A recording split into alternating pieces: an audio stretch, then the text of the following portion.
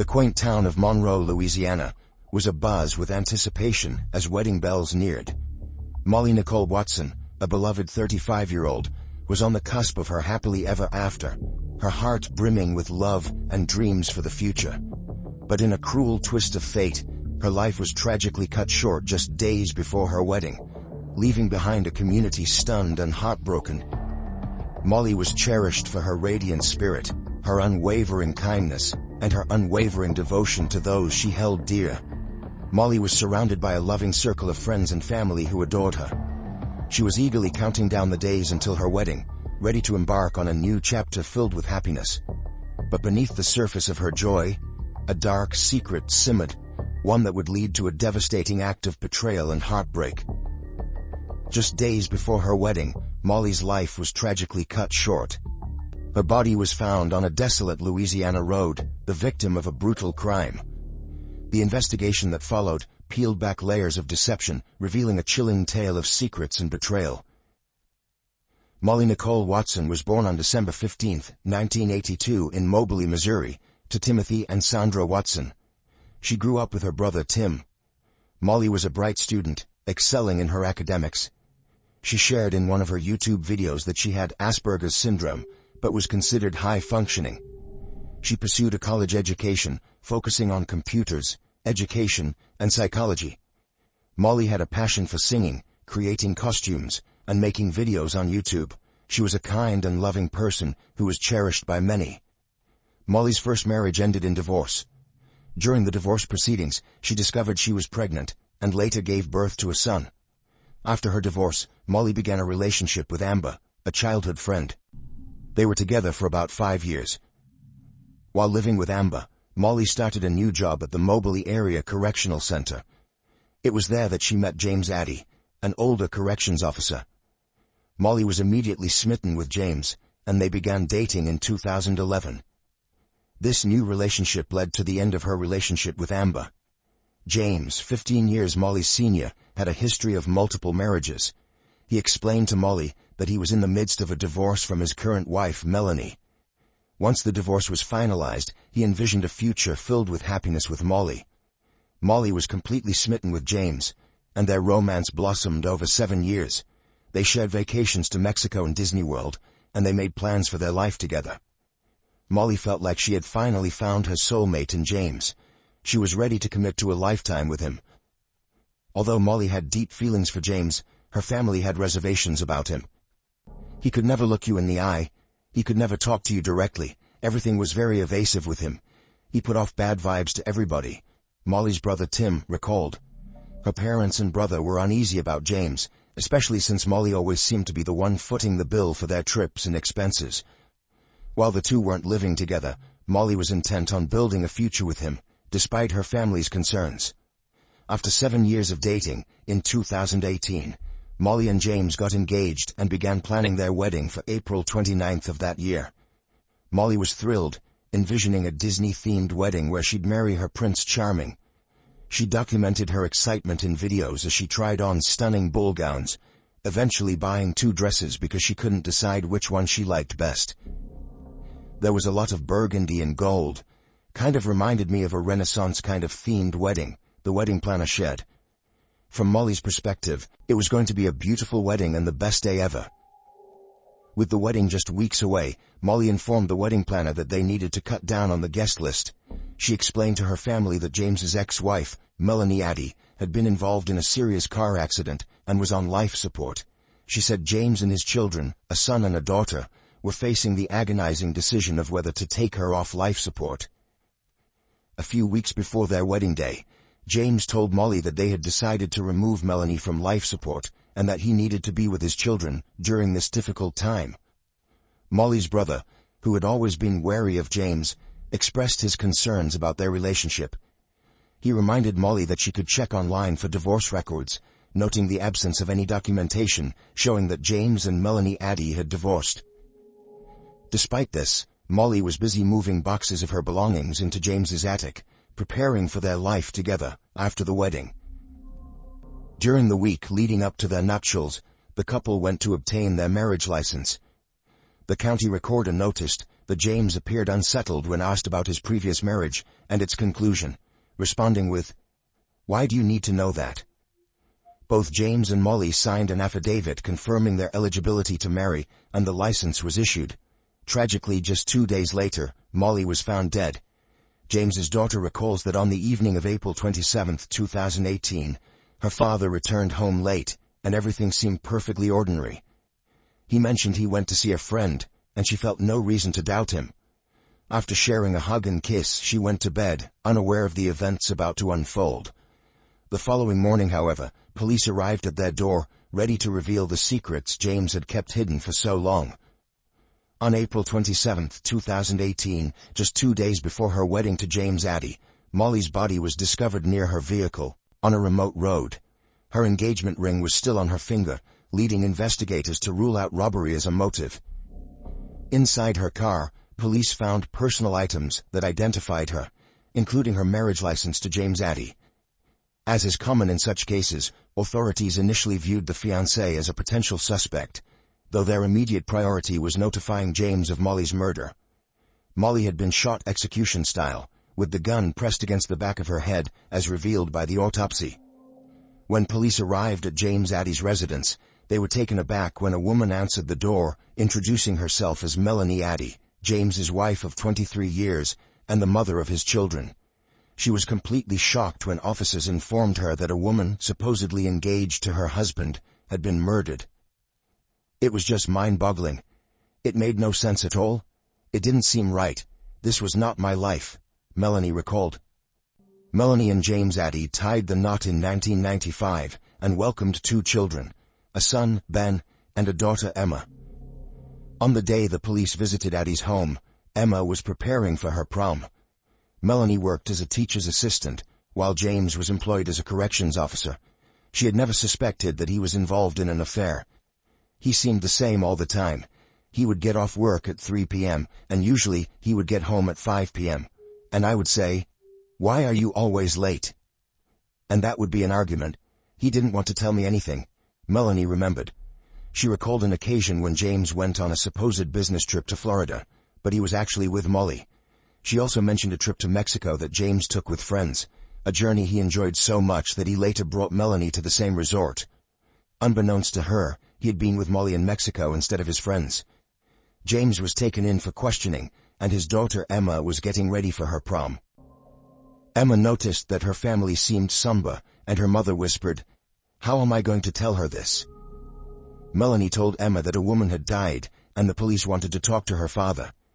Since James was a corrections officer, it wasn't unusual for him to be called in to provide information about a former inmate.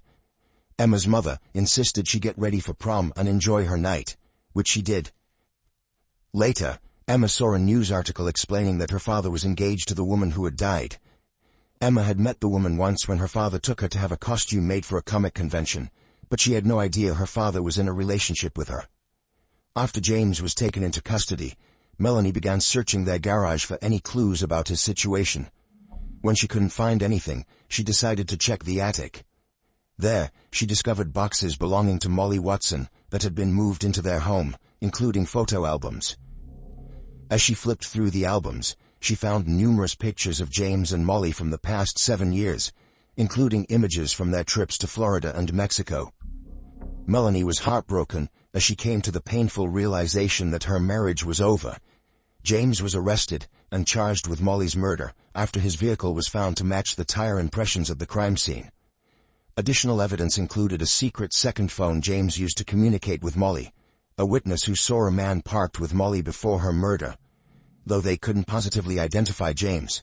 A unique T-shirt found near Molly's body, with her blood on it, that was identified by James's daughter Emma as one she had made for her father, and a search of Molly's phone that showed she was searching for Melanie Addy's obituary the day before her murder. Ballistics determined that a gun and ammunition belonging to James were consistent with the weapon and slug used to kill Molly. However, there was no DNA evidence on the gun that matched Molly Watson, and no DNA belonging to James Addy on the T-shirt. Melanie Addy initiated divorce proceedings just a week after her husband's arrest. She later expressed to the media that he was a pretty selfish person. He could be controlling and intimidating. It could be challenging. It just seems like something he would do to fix a problem. Her comments suggest that she believes her now ex-husband is guilty, despite his claims of innocence regarding the murder. His daughter has also voiced her belief in his guilt. Nearly 3 years after Molly's murder, James Addy finally faced trial. On April 26, 2021, the first day of testimony, both the prosecution and defense delivered their opening statements. The defense emphasized that adultery alone does not equate to guilt in a murder case.